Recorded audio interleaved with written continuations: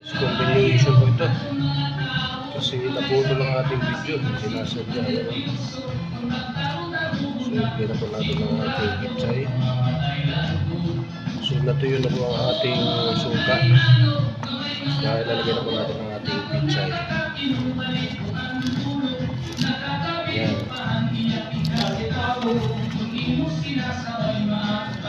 So ano po guys, ating pichay, lalagyan na po natin ang ating gata.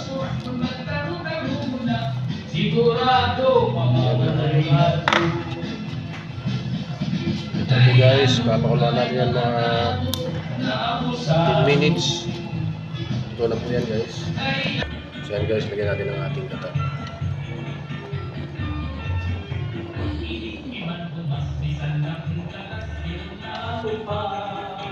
Pakulaan natin yan mga 10 minutes.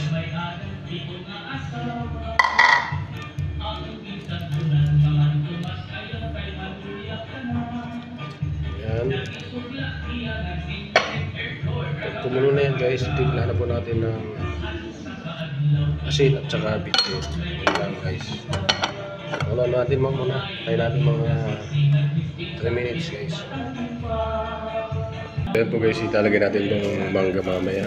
Yung ating panimpla na asin at saka bitin. Masarap po daw ito, sabi nila. So tingnan natin ang ating mangga.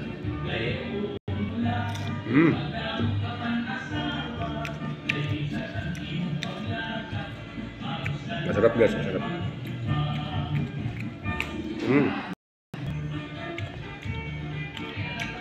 Ayan guys, so nalagyan na po natin ng ating gulay ating mangga. Tapos timpla na po natin yan guys. So atin na pong ano nagpakita niya lang mga dam ito mga adobo kay maninigo kaya may evaluation. Wow, grabe. Ang sarap-sarap guys. So ayan o. Ang mangga, yan, may mangga guys.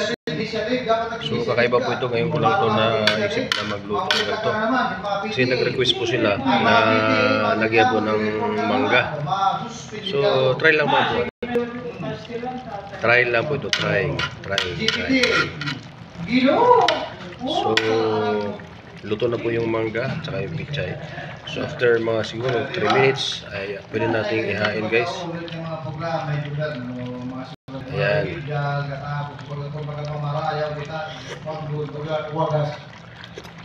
Wow, okay na po guys.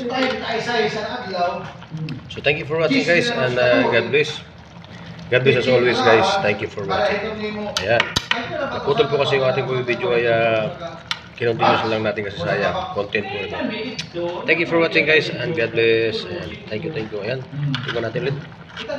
Hindi na lagyan pa ng asin o bitsin. Wow, okay na guys. So thank you for watching guys, and God bless. Okay ang sabaw, tama na.